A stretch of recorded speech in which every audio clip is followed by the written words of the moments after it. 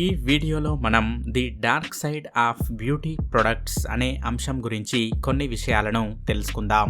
మహిళలైనా పురుషులైనా అందానికి ఎంతో కొంత ప్రాముఖ్యతనిస్తారు. అందుకే అందంగా కనిపించడానికి ఎవరికి తెలిసిన పద్ధతులను వారు అనుసరిస్తూ ఉంటారు. ఈ క్రమంలోనే బ్యూటీకి సంబంధించిన ప్రొడక్ట్స్ పై విరివిగా డబ్బులు కూడా ఖర్చు చేస్తూ ఉంటారు. కానీ బ్యూటీకి సంబంధించిన ప్రొడక్ట్స్ కొనేటప్పుడు అది ఎలా తయారయ్యింది అనే విషయాన్ని మాత్రం మర్చిపోతూ ఉంటారు. అటువంటి విషయాలనే ఇప్పుడు మనం తెలుసుకుందాం. సాధారణంగా పురుషుల కంటే మహిళలే ఎక్కువగా తమ యొక్క అందానికి ప్రాధాన్యతనిస్తూ ఉంటారు. మహిళలు అందంగా కనిపించడం కోసం వేసుకునే మేకప్ ఈ మధ్య కాలంలోనైతే కనిపెట్టింది కానే కాదు. ఈ మేకప్ విధానం అనేది కొన్ని వేల సంవత్సరాల క్రితమే ప్రారంభమయ్యింది. కానీ అప్పటికి ఇప్పటికీ తేడా ఏంటంటే అప్పుడు వారు వాడినటువంటి బ్యూటీ ప్రొడక్ట్స్ అన్నీ కూడా సహజ సిద్ధంగా లభించినవే. కానీ ఇప్పుడు మార్కెట్లో లభించేటువంటి బ్యూటీ ప్రొడక్ట్స్ అన్నీ కూడా ఎంతో కొంత శరీరానికి హాని కలుగజేస్తాయి. ఇప్పుడు ఈ బ్యూటీ ఇండస్ట్రీ ఎన్నో డబ్బులను సంపాదిస్తుంది. లిప్స్టిక్ దగ్గర నుండి మహిళలు వాడేటువంటి అన్ని బ్యూటీ ప్రొడక్ట్స్ చాలా విలువైనటువంటివే. ఇటువంటి బ్యూటీ ప్రొడక్ట్స్ అన్నీ కూడా మహిళల యొక్క ముఖాన్ని వెలిగిపోయేలా చేస్తూ ఉంటాయి. మరి వీటికి ఇంత బ్రైట్నెస్ ఎలా వచ్చింది? దీనికి సమాధానమే మైకా. ఇది ఒక సహజ ఖనిజం అని చెప్పవచ్చు.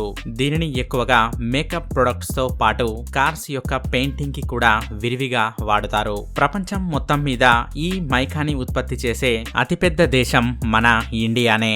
అందుకే మిగతా దేశాలన్నీ కూడా దీనికోసం మన మీదే ఆధారపడుతూ ఉంటాయి. ఇండియాలో బీహార్, రాజస్థాన్, జార్ఖండ్ మరియు ఆంధ్రప్రదేశ్ లో దీనికి సంబంధించిన నిక్షేపాలు దాగి ఉన్నాయి. అలా ప్రపంచం మొత్తంలో 60% మైకా మన ఇండియాలోని బీహార్ మరియు జార్ఖండ్ లోనే ఉంది. వీటినే మైకా బెల్ట్ అని కూడా పిలుస్తూ ఉంటారు. ఈ మైకాని చాలా సంవత్సరాలుగా సహజ సిద్ధమైనటువంటి అన్ని మూలికలలో కలుపుతున్నారు. కానీ దీని యొక్క తయారీకి సంబంధించిన ప్రాసెస్ మాత్రం పర్యావరణానికి ఎంతో హానికరం. అందుకే భారత ప్రభుత్వం 1980వ సంవత్సరంలో ఈ మైకా మైనింగ్ ని బ్యాన్ చేయడం జరిగింది.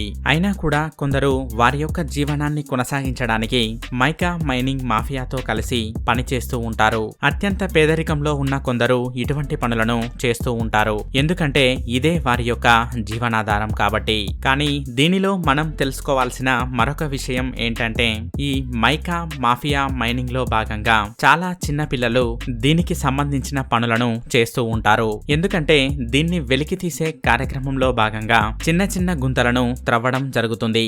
వాటిలోకి వెళ్లాలంటే పిల్లలే సరిగ్గా సరిపోతారు కాబట్టి వారితోనే ఈ మైకాని బయటికి తెప్పిస్తూ ఉంటారు. అందుకే ఈ ఇండస్ట్రీ చైల్డ్ లేబర్ పై ఆధారపడి పనిచేస్తూ ఉంటుంది. ఇలా పనిచేసేటువంటి పిల్లలు సేఫ్టీకి సంబంధించిన ఎటువంటి జాగ్రత్తలు తీసుకోకుండానే ఈ పనులన్నింటినీ చేస్తూ ఉంటారు. నిజానికి చైల్డ్ లేబర్ యాక్ట్ ప్రకారం 14 సంవత్సరాల కంటే తక్కువ వయస్సు కలిగిన పిల్లలని పనిలో పెట్టుకోవడం చట్టరీత్యా నేరం. కానీ అక్కడ 5 సంవత్సరాల పిల్లలు కూడా వీటికి సంబంధించిన పనులను చేస్తూ ఉంటారు. ఉదయం నుండి సాయంత్రం వరకు కేవలం 20 లేదా 30 రూపాయల కోసం ఇటువంటి పనులను వారు చేస్తూ ఉంటారు. ఈ మైకా వెలికితీత కార్యక్రమం అనేది ఎంతో అపాయకరమైనది. మైకాని వెలికి తీయడం కోసం తీసిన గొయ్యి ఎప్పుడైనా కూలిపోవచ్చు. అందుకే పిల్లలు భయంగా పని చేస్తూ ఉంటారు. ఈ కారణంగానే అప్పుడప్పుడు కొందరు పిల్లలు గాయాల పాలవుతూ ఉంటారు కూడా. ఇక మరికొందరైతే వికలాంగులుగా కూడా మారిపోతూ ఉంటారు. ఇక మరికొంతమంది పిల్లలైతే శ్వాస తీసుకోవడంలో చాలా ఇబ్బందులను ఎదుర్కొంటూ ఉంటారు. ఒకవేళ ఏదైనా ప్రమాదం జరిగి పిల్లలు మరణించినా కూడా ఎటువంటి రిపోర్ట్ ని బయటికి తెలియనివ్వరు. అలాగే ఆ పిల్లల యొక్క కుటుంబానికి ఎంతో కొంత మనీ ఇచ్చి వారిని బయటకి మాట్లాడనీయకుండా చేస్తూ ఉంటారు. పిల్లలు ఈ మైనింగ్ కార్యకలాపాల్లో పాల్గొనడం ద్వారా వారికి లంగ్ క్యాన్సర్, కంటి చూపు మందగించడం లాంటి సమస్యలను ఎదుర్కోవాల్సి ఉంటుంది. అయినా కూడా పిల్లలు తమ యొక్క తిండి కోసం ఇలాంటి పనులు చేస్తూ ఉంటారు. చిన్న పిల్లలు అలా కష్టపడటం వల్లే మహిళలు అనేక బ్యూటీ ప్రొడక్ట్స్ ని వాడగలుగుతున్నారు. ఇలా బయటికి తీసినటువంటి మైకా ముడి సరుకును వివిధ కంపెనీలకి సంబంధించినటువంటి ఫ్యాక్టరీస్ కి తరలిస్తూ ఉంటారు. దాన్ని అక్కడ పూర్తిగా ప్రాసెస్ చేసిన తర్వాత ఆ మిశ్రమాన్ని వివిధ బ్రాండ్స్ కి అమ్ముతూ ఉంటారు. వారే దీనిని పూర్తి స్థాయిలో తయారు చేసి మార్కెట్ లోకి విడుదల చేసి అధిక డబ్బుని సంపాదిస్తూ ఉంటారు. ప్రభుత్వం ఎంతగా ప్రయత్నించినప్పటికీ కూడా ఈ మైనింగ్ మాఫియా అనేది నడుస్తూనే ఉంది. ఇక దీనికి సంబంధించిన పరిష్కారం పరిష్కారం కోసం పెద్ద పెద్ద బ్రాండ్స్ కలిగిన కంపెనీలన్నీ కలిసి ఎక్కువగా మైకాని వాడకుండా కాస్మోటిక్స్ లేదా బ్యూటీ ప్రొడక్ట్స్ తయారీలో భాగంగా సింథటిక్ మైకాని వాడాలని ఒక నిర్ణయం తీసుకోవడం జరిగింది. కానీ ఈ ప్రయోగం ఎంతవరకు సక్సెస్ అవుతుందో ఎవరు చెప్పలేరు. ఇలా జరగడం వల్ల మరొక సమస్య కూడా ఉంది. అదేంటంటే అక్కడ ఉన్నటువంటి చాలా మంది పిల్లలు వారి యొక్క జీవనాధారాన్ని కోల్పోవడం జరుగుతుంది. దానివల్ల కొందరి పిల్లలకి తినడానికి తిండి కూడా లభించకపోవచ్చు.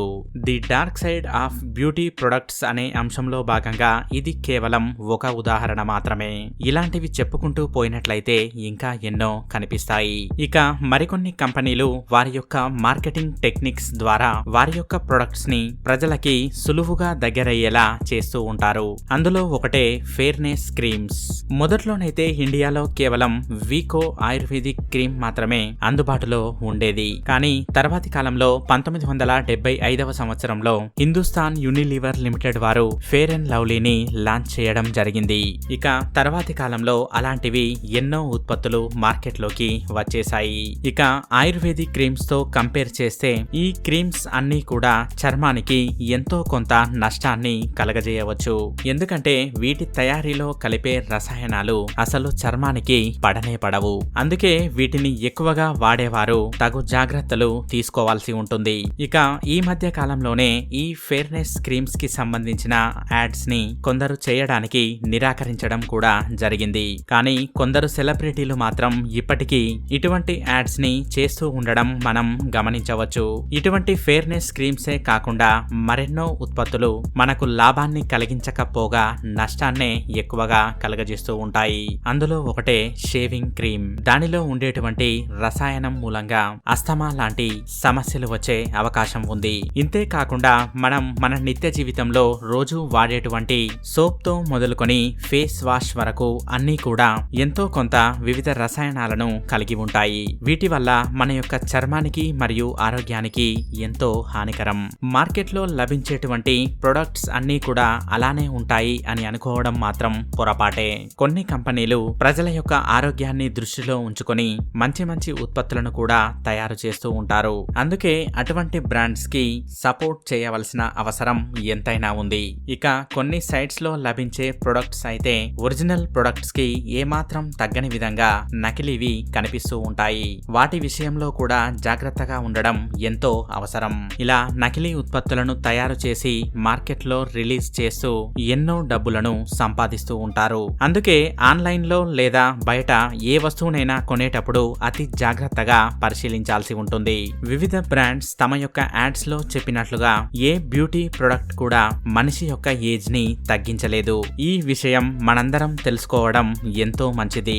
ఏజ్ పెరుగుతున్న కొద్దీ శరీరంలో మార్పులు రావడం అనేది సహజమైనటువంటి ప్రక్రియ అని మనందరం తెలుసుకోవాలి. అందుకే ఎలా కనిపించామన్నది కాదు, ఎలా ప్రవర్తించామన్నదే ఎంతో ముఖ్యం. చూసారుగా ఫ్రెండ్స్, ఈ వీడియో గనక మీకు నచ్చినట్లయితే లైక్ చేయండి, షేర్ చేయండి. ఇలాంటి మరికొన్ని ఇన్ఫర్మేటివ్ టాపిక్స్ గురించి తెలుసుకోవాలనుకున్నట్లయితే టీ టాక్స్ ఛానల్ ని సబ్స్క్రైబ్ చేయడం మాత్రం మర్చిపోకండి. Thank you for watching.